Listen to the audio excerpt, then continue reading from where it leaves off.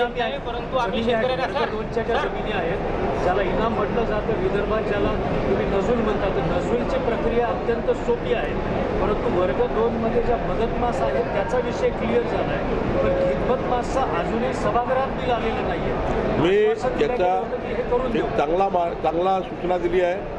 लवकरच इनाम जमिनीबद्दलचा कायदा येतो आहे सरकारमध्ये आणि इनाम जमिनीबद्दलचे चांगले निर्णय 3-4 लेअरवर निर्णय करावा लागणार आहे.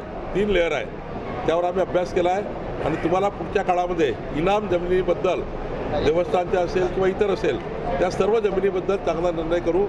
मला तुमचं अभिनंदन करायचं आहे की 2 विषय चांगले सांगितले आजच्या बैठकीत, इनाम आणि विभागीय कार्यालय. कृषी मंत्री कोकाटे म्हणाले की 1 रुपया ठिकाणी घेत नाही, परंतु आम्ही शेतकऱ्यांना 1 रुपयामध्ये पीक विमा देतो.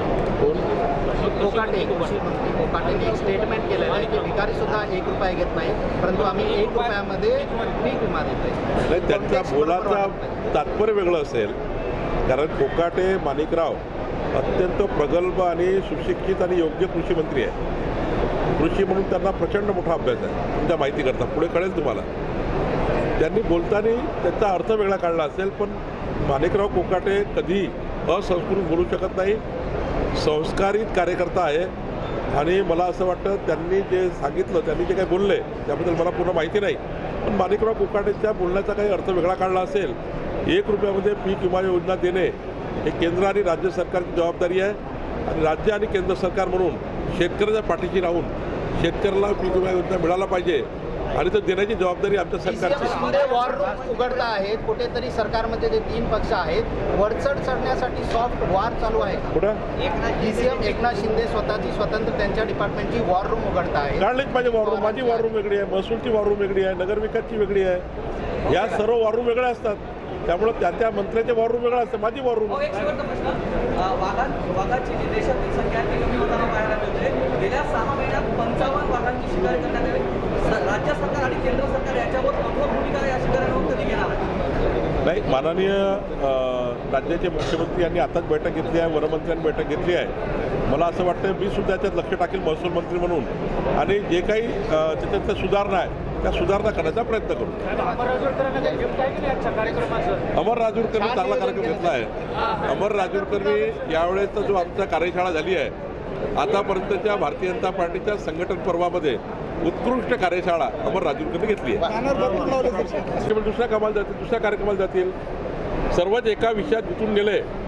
राज्य सरकार चालवताना सर्वच एका विषयात गुंतले. जसं आता मी इथे आलो, माननीय मुख्यमंत्री आले, बावनकुळे आले. मी वेगळं सांभाळलं पाहिजे, मुख्यमंत्री वेगळं सांभाळलं पाहिजे, एकनाथ शिंदेने वेगळं गेलं पाहिजे, अजित पवारांनी वेगळं गेलं पाहिजे. शेवटी राज्य म्हणून जर महायुती आहे, 4 कार्यक्रम एकावेळी 4 लोक करू शकतील, तर एका कार्यक्रमात 4 लोक कशाला पाहिजे. त्यामुळं मला असं वाटतं आम्ही असं वाटून घेतलेलं आहे. म्हणजे तुम्हाला एकनाथ शिंदेची आम्ही तुम्ही जर बोलले तेच सांगतील तुम्हाला की ज्या ठिकाणी मुख्यमंत्री आहे त्या ठिकाणी उपमुख्यमंत्री नाही, उपमुख्यमंत्री असेल तर महसूल मंत्री नाही, कुठं कोणी असलं पाहिजे.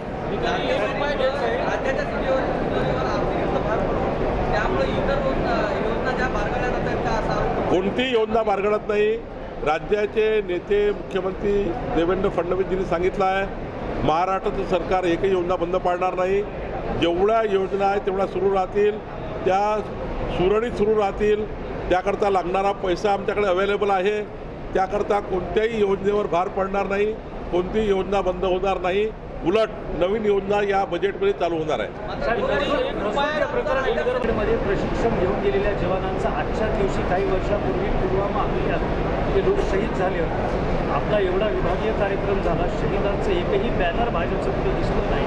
आपल्या कार्यक्रमात त्याची आपण आठवण केली नाही किंवा त्याचा उल्लेख देखील कुठं झालेला नाही. म्हणजे शहीदांचं फक्त आपल्याला इलेक्शन पुरताच नाव घ्यायचं आहे असं वाटत नाही आपल्याला. नाही, असं नाही आहे की भारतीय जनता पार्टी पूर्णपणे ज्या पद्धतीने शहीद परिवाराकरता, त्यांच्या कुटुंबाकरता, कुटुंबाचं पुनर्वसन करण्याकरता ज्या पद्धतीची आमची भूमिका पहिल्यापासून राहिलेली आहे.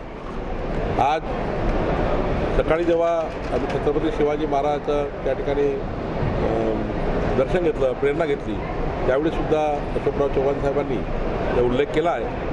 खरं तर या ठिकाणी कार्यक्रमाच्या ठिकाणी तसा उल्लेख झाला नाही, पण छत्रपती शिवाजी महाराजांचा ज्यावेळी आम्ही पुष्पगुच्छ त्या ठिकाणी टाकलं त्यावेळी माननीय अशोकरावांनी असा उल्लेख केला आहे. ते पण आपण दिलगिरी व्यक्त करता का या जे कार्यक्रमात? स्थानिक स्वराज्य संस्था निवडणुका आहे ते आपण स्वबळावर लढवणार की महायुतीसोबत लढवणार? भारतीय जनता पार्टी आणि महायुती म्हणून आम्ही विधानसभा लढलेलो आहोत, लोकसभेत लढलेलो आहोत. पण पुढच्या काळातही भारतीय जनता पार्टीचा प्रयत्न राहणार आहे की महायुती म्हणूनच आम्ही महाराष्ट्रामध्ये पुढे जाऊ. पण आमच्या ज्या स्थानिक इकाई आहेत, नांदेड जिल्हा भारतीय जनता पार्टी, नांदेड शहर भारतीय जनता पार्टी यांनी म्हणून जो निर्णय घेतील, शेवटी राज्य म्हणून आम्ही महायुतीचा संकल्प केला आहे. पण एखाद्या वेळी तिथलं स्थानिक आमचं जे युनिट आहे ते युनिट काय निर्णय घेतं, तिथली शिवसेना आहे, तिथली राष्ट्रवादी आहे, अजित पवारांचे गट आहेत, तिकडे त्यांचा पक्ष आहे, माननीय एकनाथ शिंदे साहेबांचा पक्ष आहे, त्यांचे आमदार आहे, आमचे आमदार आहे, हे मिळून जे काही आम्ही 51% लढाई जिंकू याकरता जे जे काही आम्हाला करावं लागेल, महायुतीत लढावं लागेल तर महायुतीमध्ये आम्ही पूर्ण करू. आणि एखाद्या वेळी ज्या ठिकाणी महायुती हे तिथले कार्यकर्ते, लोकल कार्यकर्ते जर थोडं काही कमी जास्त झालं तरी आम्ही मैत्रीपूर्ण लढत लढू. पण कुठल्याही परिस्थितीमध्ये आम्ही महायुतीमध्ये पाळापाडी करणार नाही. एखाद वेळी स्थानिक युनिटने म्हटलं की आम्हाला वेगळं लढायचं आहे, आमचा जोर राहील की महायुतीमध्ये लढलं पाहिजे, पण तिथला स्थानिक युनिटला आम्ही जास्त महत्त्व देणार आहोत. नेमकं कधी निवडणूक करणार? मला वाटतं सुप्रीम कोर्टात जे काही आमच्याकडनं सरकारकडनं जे जे काही ओबीसी आरक्षणाबद्दल डेटा पाहिजे होता, जे सबमिशन पाहिजे होते ते आता पूर्ण झाले आहे. सुप्रीम कोर्टाचा निकाल जसा येईल तसा साधारण 45 दिवस लागतात निवडणुकीची प्रक्रिया करायला. तर राज्य निवडणूक आयोग, सुप्रीम कोर्टाचा निकाल आला की राज्य निवडणूक आयोग, कारण राज्य निवडणूक आयोगाला जे काही यंत्रणा द्यावी लागते ती सरकारने द्यावी लागतं, ती यंत्रणा तयार आहे. सुप्रीम कोर्टाचा निकाल आला आहे, राज्य निवडणूक आयोग ज्या दिवशी निवडणुका लावेल त्या दिवशी भारतीय जनता पार्टी पूर्ण तयार आहे. तालुका अध्यक्ष, जिल्हाध्यक्ष आणि या संघटन पर्वामध्ये नवे जे आता कार्यकारी होणार आहे त्यांनी सुद्धा नोंदणी करायची आहे. लवकरच बूथ अध्यक्षाच्या निवडी आम्ही सुरू करतो आहे, बूथ समिती आम्ही करतो आहे, 12 पदाधिकाऱ्याची बूथ समिती आम्ही 28 तारखेपर्यंत पूर्ण करणार आहोत. तालुका समिती आम्ही पुढच्या मार्च आणि जिल्हा समिती आणि प्रदेश समिती साधारण 15 मार्चपर्यंत आम्हाला संघटन पर्वाचं संपूर्ण पक्षाचं गठन आम्हाला करायचं आहे. याकरता आम्ही या ठिकाणी हा प्रवास आमचा सुरू आहे. मला या गोष्टीचा अभिमान आहे की भारतीय जनता पार्टीच्या कार्यकर्त्यांनी आणि पदाधिकाऱ्यांनी, आमच्या आमदार खासदारांनी, जनप्रतिनिधींनी, बूथ अध्यक्ष ते प्रदेश अध्यक्ष, सरपंच ते खासदार या सर्वांनी या संघटन पर्वाच्या अभियानामध्ये सहभाग दिला आणि आज भारतीय जनता पार्टीचे 1,10,00,000 मेंबरशिप पूर्ण झाली. उर्वरित 40 लक्ष मेंबरशिप आम्ही आता लवकरच पूर्ण करतो आहे. प्रत्येक बूथवर 3 सक्रिय सदस्य, त्याला ॲक्टिव्ह मेंबरशिप म्हणतो आहे, प्रत्येक बूथला 3 असं राज्यातल्या 1,186,000 बूथवर 3 लक्ष किमान ॲक्टिव्ह मेंबरशिप आमची होणार आहे. संघटन आणि सरकार म्हणून समाजाच्या 14 कोटी जनतेपर्यंत विकास योजना आम्हाला राबवायच्या आहेत. एकीकडे सरकारने घेतलेले निर्णय संघटनेच्या माध्यमातून समाजाच्या शेवटच्या व्यक्तीपर्यंत पोहोचवण्याकरता हे माध्यम आहे. आणि येणाऱ्या पुढच्या जनप्रतिनिधी निवडणुकीमध्ये, म्हणजे येणाऱ्या जिल्हा परिषद, पंचायत समिती, नगरपालिका, नगरपंचायतमध्ये मोठ्या प्रमाणावर ह्या ज्या निवडणुका आहे या निवडणुकीमध्ये आम्हाला या ठिकाणी विजय प्राप्त करायचा आहे. एकीकडे सरकारनं केलेलं काम, आम्ही निवडणुकीच्या काळात दिलेले वचनं हे पूर्ण करून आम्हाला पुढच्या काळात जनतेमध्ये जाऊन पुन्हा एकदा आमच्या कार्यकर्त्याच्या निवडणुकीमध्ये आम्हाला विजयी व्हायचं आहे. खरं तर 13,000च्या वर कार्यकर्ते निवडणूक लढणार आहे. महायुती म्हणून त्या ठिकाणी आम्ही मोठ्या प्रमाणावर हा विजय मिळवण्याकरता आम्ही आता कामाला लागलेलो आहे. खरं तर देवेंद्र फडणवीस सरकार, आमचं सरकार हे पारदर्शी सरकार आणि गतिशील सरकार म्हणून काम करण्याचा आम्ही प्रयत्न करणार आहोत. आम्ही विदर्भ, मराठवाडा, उत्तर महाराष्ट्र, पश्चिम महाराष्ट्र आणि महाराष्ट्राच्या सर्व भागामध्ये समतोल विकास होईल. कुठल्याही रिजनवर कुठलंही कमी राहणार नाही. मराठवाड्यामध्ये, नांदेडमध्ये जे काही आम्ही आश्वासनं दिले आहेत आमचं सरकारने जो संकल्प केला आहे, वचननामा दिला आहे, तो वचननामा करण्याकरता आम्ही काम करू.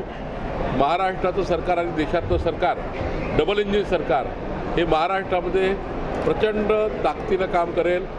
देवेंद्रजींनी विकसित महाराष्ट्राचा संकल्प केला आहे, मोदीजींनी विकसित भारताचा संकल्प केला आहे.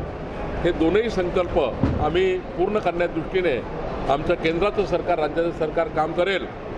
मला असं वाटतं एकीकडे संघटन आम्ही मजबूत करतो आहे, स्थानिक स्वराज्य संस्थेच्या निवडणुकीची आम्ही तयारी करतो आहे आणि सरकारचे कामं समाजाच्या शेवटच्या व्यक्तीपर्यंत पोहोचवण्याचे काम या काळात आम्ही करणार आहोत. 1.5 कोटीचा हा टप्पा जो आहे तो 20 तारखेच्या आत पूर्ण करण्याकरता काल आम्ही विदर्भात अकोला, नागपूर, आज नांदेड, संभाजीनगर, उद्या जळगाव, नाशिक, 16 तारखेला कोल्हापूर, पुणे, 18 तारखेला ठाणे आणि मुंबई असा एक कार्यशाळा आम्ही करतो आहे.